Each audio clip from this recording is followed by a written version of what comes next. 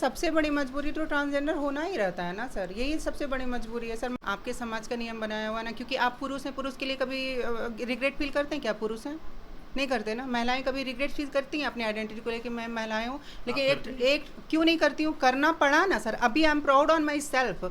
मैं अंदर से ही बोलती थी ना पहले, अभी आपके सामने बैठ के बोल रही हूँ। क्या 10 साल पहले बैठ के बोल सकती थी? किसी भी कम्युनिटी का क्यों ना हो, अगर उसने दिल से कलम उठा लिया तो उसकी तकदीर बदल जाएगी।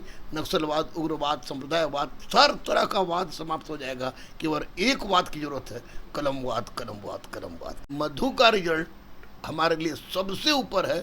मैंने आईएएस बनाया, आईपीएस बनाया, डीएसपी बनाया, एसडीएम बनाया, दरोगा बनाया, क्या क्या नहीं बनाया, लेकिन मधु ने हमको बनाया, तो मधु ने हमारा लिफ्ट करा दिया।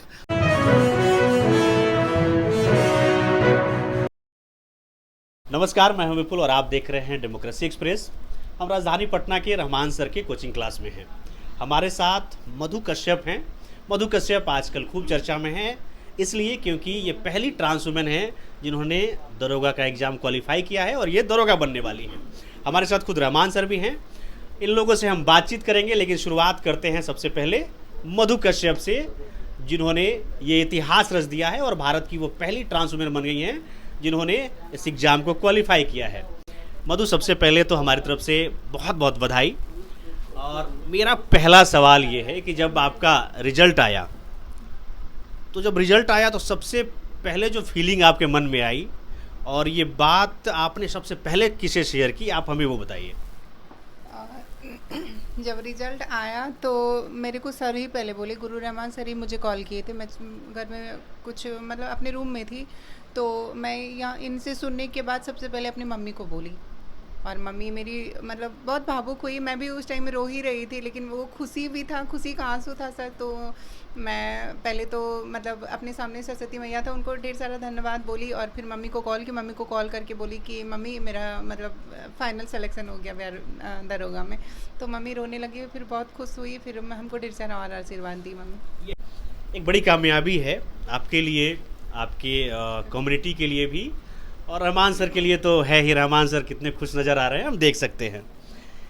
हम ये जानना चाहते हैं कि जनरली बिहार में जब लड़कों को जब सरकारी नौकरी मिलती है तो उनके प्रति लोगों का जो नज़रिया है वो बदल जाता है अचानक से।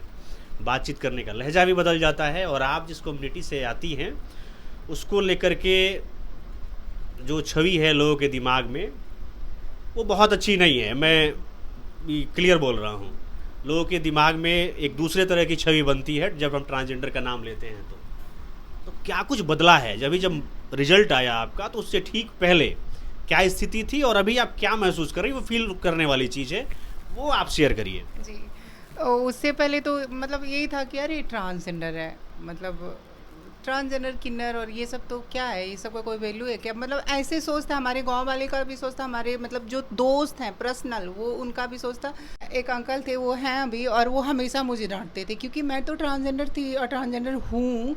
तो मैं उस टाइम मुझे मतलब ये नेल पॉलिश, ये क्या बोलते हैं, चूड़ी वूड़ी पहना, मतलब लड़कियों का कपड़ा पहना बेसिकली बहुत अच्छा लगा। बहुत मारते थे मुझे, बोलते थे ये क्या कर रहे हो, जो मतलब बहुत, और हमेशा मतलब हेट दृष्टि से देखते थे कि यार ये कुछ नहीं कर पाएगा, क्या कर पाएगा ऐसे बच्चे जो चूड़ी पहनते, साड़ी पहनते, महंगा होते हैं, ये होते हैं। अरे वो तो सारे गाँव में मतलब जाके मतलब चिल्ला चिल्ला के बोल रहे हैं कि मतलब मेरे घर में नौकरी हुआ है, मेरे नाम लेके कि मधु को नौकरी हुआ है। और मतलब ये बहुत बड़ी बात है कि सोचिए सर कि वो सब कुछ भूल गए और वो बहुत खुश हैं सर। मुझे विश्वास नहीं होता है कभी कभी। ये एक एग्जाम्पल है जिससे ये मालूम होता है कि कामयाबी से चीज़ें बदल जाती हैं, माहौल बदल जाते हैं। ऐसा है ना सर? चीज़ें बदली जा सकती हैं अगर लोगों को कामयाब बनाया जाए, उन्हें बेहतर शिक्षा दी जाए। तो उसका उदाहरण है ये कि ये जो बता रही हैं। बिल्कुल। ऐसे में मेरा एक कहनाम है, मैं हमेशा बोला करता था कि कलम किसी के बाप की बपोती हुआ करती थी, अब कलम किसी के बाप की बपोती नहीं है। पहली बार जब मैंने पुरुष को कामयाब किया, मैंने स्त्री को कामयाब किया, लड़का लड़की को कामयाब किया, तो तब तक मैं अधूरा दरोगा गुरु था।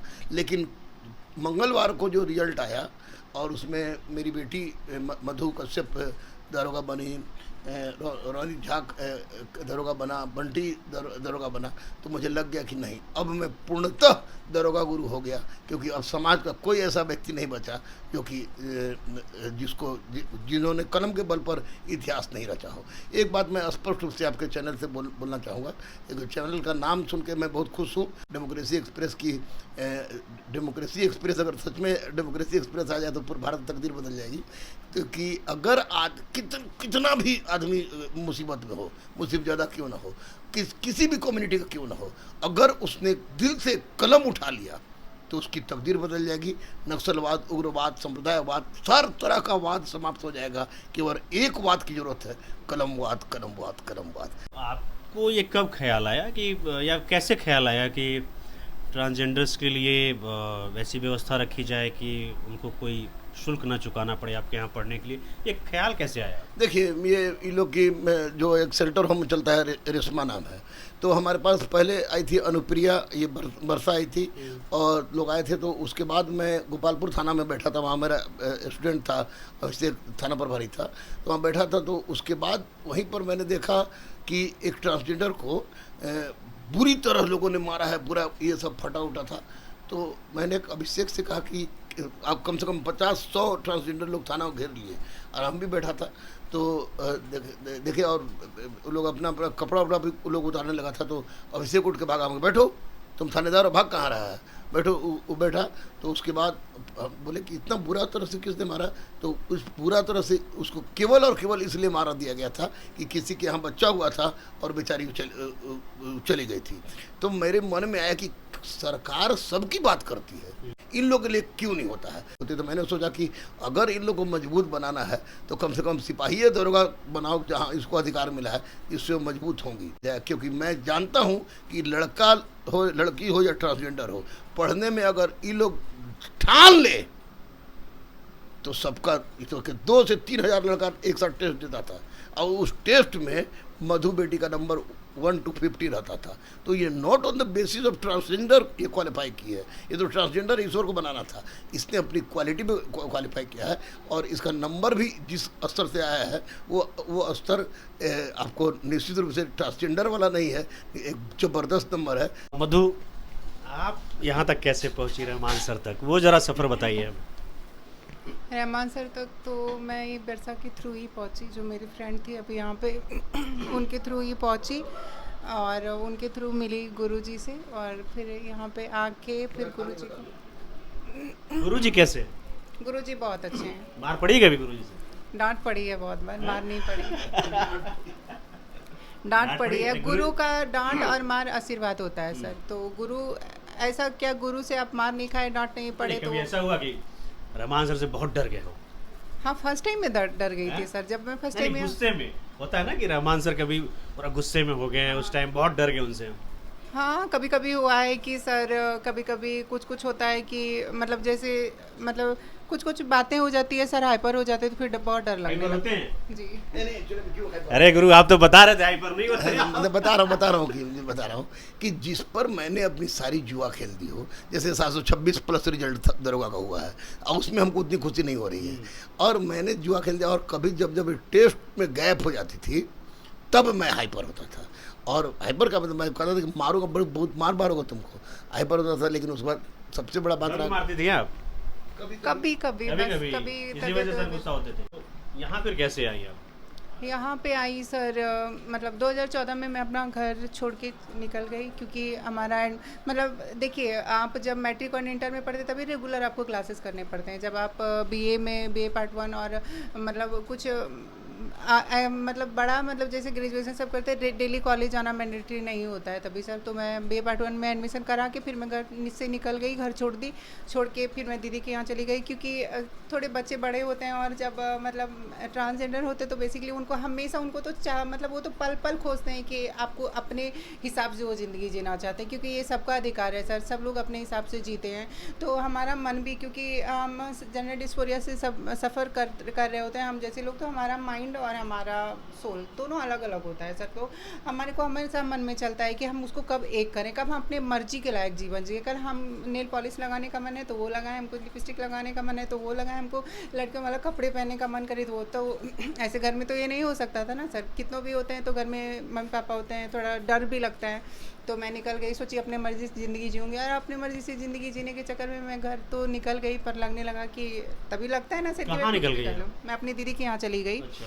तो वहाँ पे रहने लगी। 4 साल वहाँ पे रही, कोचिंग वोचिंग बच्चे को पढ़ाई और पढ़ी, तब तक मेरा ग्रेजुएशन फाइनल हो गया। उसके बाद फिर मैं चली गई बेंगलुरु, क्योंकि हमारे को ना, हमारा गांव है सर, मैं जहाँ पे रहती हूँ तो गांव एरिया है, तो वहाँ पे ज़्यादा हम जैसे लोग मतलब नहीं हैं, रहते हैं, क्योंकि गांव एरिया में कौन रहेगा। लेकिन मैं जब वेस्ट बंगाल गई तो सिटी है आसनसोल, तो वहाँ पे मेरे को बहुत सारे मेरे जैसे दोस्त मिले, तो उनसे मेरी दोस्ती हुई, उनके साथ मैं बेंगलुरु चली गई। बेंगलुरु जाने के बाद सर वहाँ पे मैं कुछ दिन इस कम्युनिटी के साथ रही, देखी कैसे लोग होते हैं, क्या होते हैं, क्या नहीं होते हैं, अपना मतलब ड्रेसअप करी, मतलब अपने हिसाब से ज़िंदगी जी जैसे कि जीना चाहती थी। उसके बाद फिर मैं देखिए, मैं शुरू से पढ़ाई को बेस बनाना चाहती थी, क्योंकि सर बताएं कि विद्या जो होता है और शिक्षा जो होता है वो मतलब बोले किसी कलम किसी के पापा का नहीं है, तो मेरा भी हो सकता है कलम। तो उस शिक्षा को लेके मैं अपना जीवन में आगे बढ़ना चाहती थी, क्योंकि ट्रांसजेंडर तो बहुत सारे हैं नहीं, सर। मधु, आपने बोला कि आप अपने दीदी के घर गई, उसके बाद फिर आप आसनसोल गई, फिर दोस्तों के साथ आप बेंगलोर चली गई। तो मतलब घर से बाहर निकलने की, या फिर अपने आप जहाँ पे रहते हैं आसपास में, वहाँ से बाहर निकलने की क्या मजबूरी रहती है? मजबूरी सर, सबसे बड़ी मजबूरी तो ट्रांसजेंडर होना ही रहता है ना सर, यही सबसे बड़ी मजबूरी है सर। मजबूरी कुछ नहीं होते, खाना पीना रहना सबको, बच्चे तो बच्चे होते हैं अपने घर के ना सर, चाहे कैसे भी विक्षिप्त हो, पागल हो, ट्रांसजेंडर हो, बच्चे तो बच्चे होते हैं, फिर भी उसको मम्मी पापा प्यार करते ही हैं। आप भी किसी बच्चे के पापा होंगे तो आप प्यार करते हैं ना अपने बच्चे से, उसी तरह जस्ट लाइक मेरे मम्मी पापा भी प्यार करते थे। मजबूरी ये हो जाती है कि हम बोल रहे आपको पहले कि I was suffering with gender dysphoria. और जेंडर डिस्फोरिया में माइंड हमेशा करता है कि आपको जैसा मन करता है, आप मैं एक ट्रांसजेंडर हूँ तो मुझे इस रूप में रहना पसंद है, जो कि पॉसिबल घर में नहीं था सर। क्योंकि घर में पॉसिबल इसलिए नहीं था क्योंकि मैं एक लड़का शरीर में जन्म ली थी, और जब मैं टिकली सिंदूर और पाउडर करती तो किसी को भी गुस्सा लगता सर। वो हमारे घर वाले नहीं, इवन आप भी उस जगह पे रहते तो आप भी उसी रिएक्ट करते जो मेरे गार्जियन किए हैं और जो करते हैं। बस इसलिए मजबूरी का कारण था कि हमें अपने हिसाब से ज़िंदगी जीनी चाहिए, दैट्स वाई मैंने घर को लीव कर दिया। तो हमें अपनी ज़िंदगी अगर आज़ादी से जीनी है, अगर हम एक ट्रांसजेंडर हैं, तो हमें अपनों से दूर जाना पड़ेगा। ये आपके नियम बनाए हुए हैं ना सर, आपके समाज का नियम बनाया हुआ है ना, क्योंकि आप पुरुष हैं, पुरुष के लिए कभी रिग्रेट फील करते हैं क्या? पुरुष हैं, नहीं करते ना। महिलाएं कभी रिग्रेट फील करती हैं अपनी आइडेंटिटी को लेकर, मैं महिलाएं हूँ, लेकिन एक क्यों नहीं करती हूँ, करना पड़ा ना सर। अभी I am proud on my self, मैं अंदर से ही बोलती थी ना पहले, अभी आपके सामने बैठ के बोल रही हूँ। क्या 10 साल पहले बैठ के बोल सकती थी? नहीं ना बोल सकती थी सर, क्योंकि वैसा माहौल आपने नहीं दिया, वैसा माहौल इस समाज ने नहीं दिया, क्योंकि बोलने दिए ही नहीं। आप हमेशा ट्रांसजेंडर कहाँ है आज सर? आज एक मानवी मधु कश्यप इधर पे बैठी हुई है, 1275 में देश का आज़ाद हुआ, 77-78 साल हो गया। क्या यहाँ पे पूरे मतलब 50 मानवी मधु कश्यप नहीं होने चाहिए थे? अगर आपको स्पेस नहीं मिला तभी तो हमको ये करना पड़ा, भागना पड़ा, छुपना पड़ा, अपनी आइडेंटिटी को छुपाना पड़ा सर। मधु, एक बात ये हम आपसे जानेंगे, कोई ऐसी मन में टिस है, जैसे रहमान सर ने कहा कि सरकार फर्स्ट जेंडर सेकंड जेंडर की बात करती है, तो क्या पुरुषों को लेकर के, महिलाओं को लेकर के आपके मन में कोई ऐसी बात है जो शायद आपकी कम्युनिटी के साथ, आपके साथ उन्हें नहीं करनी चाहिए, या फिर नहीं करना चाहिए था, या फिर वो हो रहा है तो वो गलत है, उसे रोकना चाहिए? तो ये कॉमन सा सोच है सर कि आप ट्रांसजेंडर अगर यहाँ तक नहीं आए तो भेदभाव कौन किया? एलियंस किए उसके साथ? एलियंस नहीं आए करने, पुरुष और स्त्री ही ना किए। अगर हम थर्ड हैं, पुरुष अपने आप को वन समझते हैं, फर्स्ट समझते हैं, पुरुष को फर्स्ट होने का दर्जा कौन दिया? सुप्रीम कोर्ट दिए क्या उसको? मेरे को सुप्रीम कोर्ट दिए हैं, हाई कोर्ट, सुप्रीम कोर्ट, सरकार दिए हैं, आपको कौन दिया है? आप बोलते हैं पुरुष फर्स्ट, मतलब हुई जब फर्स्ट, मैं पूछती हूँ कौन फर्स्ट है, सेकंड कौन है? लेकिन थर्ड हम हैं, कंफर्म है ना सर? ये तो मिला हमको, तो क्या बोलते हैं सर, मतलब ये मिला फिर भी कहाँ है? थर्ड में है, कुछ भी नहीं। तो ये अधिकार को छीना कौन? सब जगह चढ़ के बैठा कौन है? स्त्री और पुरुष ही ना बैठे हैं सर। हम 1 1275 में एक मधु कश्यप इधर बैठी है, तो आप समझ सकते हैं कि अब कौन छीना है। तो जो करें हमारे साथ वो नहीं होना चाहिए। तो बिल्कुल अगर सबको इक्वल लेके चलते, क्योंकि देश आज़ाद में मतलब हमारे संविधान हमें कॉन्स्टिट्यूशन में लिखा है कि आर्टिकल 14 पढ़ेंगे, समानता का अधिकार है ना सर। 15 में नियोजन में सब कुछ है, 16 में नौकरियों का सब कुछ अधिकार दिया गया है, 15 में भेदभाव नहीं है, क्या बोलते हैं 19 में मतलब सब कुछ बोलने घूमने फिरने सभा करने सबकी स्वतंत्रता है। आप जो माइक पकड़े हैं इसकी भी, प्रेस की स्वतंत्रता भी 19A में आता है सर। उस स्वतंत्रता से हम माइक पकड़ लिए, उस स्वतंत्रता में हमें घूमने फिरने रहने जीने खाने की आज़ादी मिली थी, और आज वो मुझे नहीं मिला। तो भेदभाव कौन किया? क्योंकि आप अपने बच्चे, मान लीजिए आपका कोई, एक एग्जांपल देती हूँ कि आपको दो बच्चे इधर पे बैठे हैं और आपको बहुत सारा चॉकलेट मिल गया और आप बोलेंगे नहीं हम अकेले खा लेते हैं, तो ये अकेले आपने खा लिया और उसको आप छोड़ दिए, तो क्या बोलते हैं कहीं ना कहीं गलत आप किए ना। आपको हो रहा है कि एक भी उठा के दे दो, बाबा बैठा हुआ है सामने में, आधा भी उठा के दे दो। वो आप सबके साथ होता आ रहा है। बिल्कुल होता आ रहा है। 5000 सालों से माइग्रेट है हम लोग माइग्रेशन को झेल रहे हैं। जैसे कोरोना का दंश झेला था अभी हाल में ही 2 साल 4 साल पहले लोगों ने, आप देखे होंगे कितने परेशान थे, कितने लेवल पे परेशान थे लोग, कहाँ कहाँ चले गए, कौन सा दिन नहीं देखना पड़ गया। वो दिन हम कंटिन्यू आज 5000 सालों से देखते, क्योंकि 5000 साल पहले हमारे श्रीमद् भागवत गीता की रचना हुई थी, हमारा महाभारत की रचना हुई थी, उसमें हम थे, उसमें हमारा योग मतलब हमारा जो मतलब रोल था जो बहुत वो अच्छे पोस्ट पे था। तो आज कहाँ चले जाएंगे हम? तो उतने दिन से हम धंस झेल रहे हैं और आप बोलते हैं कि कब से है और नहीं है। ये सब मैं ये नहीं बोलती कि आपने किया सर, लेकिन आप सोसाइटी वालों ने किया। लेकिन हम ये सोसाइटी वालों से मुझे गुस्सा नहीं है, मुझे कुछ चीज़ का ये नहीं, बस सोसाइटी वालों से थोड़ा सा शिकायत है मुझे कि अगर आप मधु कश्यप जैसे को समझे तो हमें 10 साल नहीं लगता। 2014 से आज 10 साल 24 साल हो गया सर, 10वां साल आज, एक दशक के बाद मैं कामयाबी पाई हूँ। तो कहीं ये देर नहीं लगता, ये मधु पहले ही कामयाबी पा लेती। और सबको, क्योंकि मधु जैसे लोगों का कोई प्रोडक्शन नहीं होता है सर, जो देगी आपको देगी, आपके समाज को देगी सर। मधु कुछ करेगी अपनी कम्युनिटी के लिए? अपनी कम्युनिटी के लिए तो ऑब्वियस कर रही है जो आज की है, क्योंकि जहाँ तक पढ़ पाई हूँ इसी कम्युनिटी को देख के पढ़ पाई हूँ, क्योंकि मन में रख के पढ़ पाई हूँ कि हम अगर आऊँगी तो हमारी को देख के बहुत सारी हमारी बहनें का आँख खुलेगा और वो आएंगी, मतलब गुस्सा से ही सही, एक उम्मीद के से सही, अपने लाइफ अपनी ज़िंदगी को बदलने के नाम पर ये सही, लेकिन आएंगी और मेन स्ट्रीम से जुड़ के कदम से कदम मिला के आपके साथ चल पाएंगी सर। भाई दिमाग हिल जाता है आप जब खुल करके बात करेंगे। रहमान सर, आप तो इन चीज़ों को डेली महसूस करते होंगे। आज तो हम बात कर रहे हैं मधु से, तो ये सारी चीज़ें सामने आ रही हैं, दिमाग को हिला देती हैं, सच में कहूँ तो। आपने डेली इसको महसूस किया है? हाँ बिल्कुल बिल्कुल, मैं महसूस डेली किया कि मैंने वो घटना बताया, जिस घटना से मैं उद्वेलित हो गया था। उसके बाद मैं गरिमा गरीब एक बार गया हूँ। अब उस वक्त गया था तो बहुत बोल्ड नहीं था, लेकिन अब जाऊंगा तो बोल्ड रहूँगा, क्योंकि अब एक दरोगा के साथ जाऊंगा। ये है, मेरी बेटी गई थी पहले कोचिंग में पढ़ने के लिए, तो उन लोगों ने स्पष्ट रूप से कहा कि तुम्हारे पढ़ने से माहौल ख़राब हो जाएगा। अच्छा। माहौल ख़राब हो जाएगा। तो फिर उसके बाद मेरे पास आई, ये बात उससे पूछेगा ज़्यादा बेहतर लगेगा। तो मुझे लग रहा है कि मैं ठीक कर रहा हूँ और ऊपर वाला निश्चित रूप से खुश होगा। सर ने कहा कि माहौल ख़राब हो जाएगा। माहौल कैसे ख़राब करते हैं आप? माहौल ख़राब हम नहीं करते, माहौल सोच ख़राब करती है सर।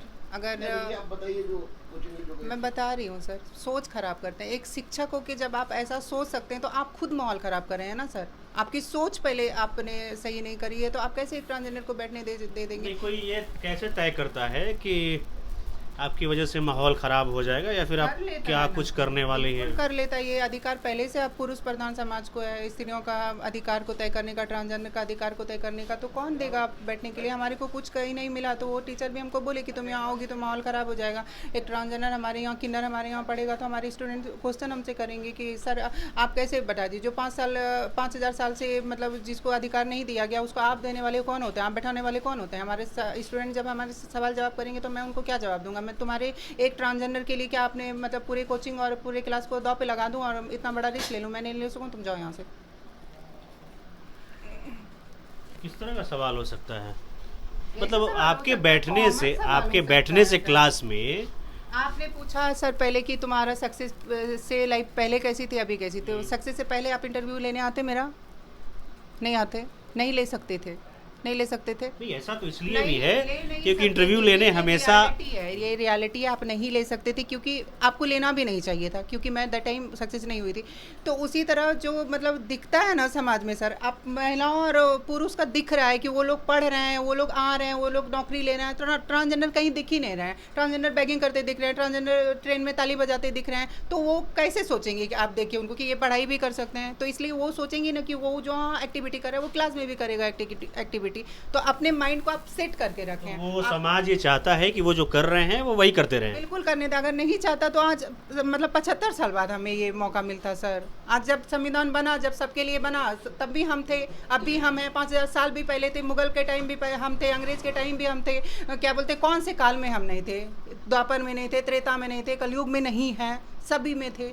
चलिए मधु, आपको मौका मिला और आपने वो कामयाबी हासिल की जिससे आपके इर्द गिर्द की चीज़ें बदल गई। बिल्कुल सर। रहमान सर ने आपका साथ दिया और आप लोगों ने एक मिसाल के तौर पर ये साबित किया कि एजुकेशन से बहुत कुछ बदला जा सकता है।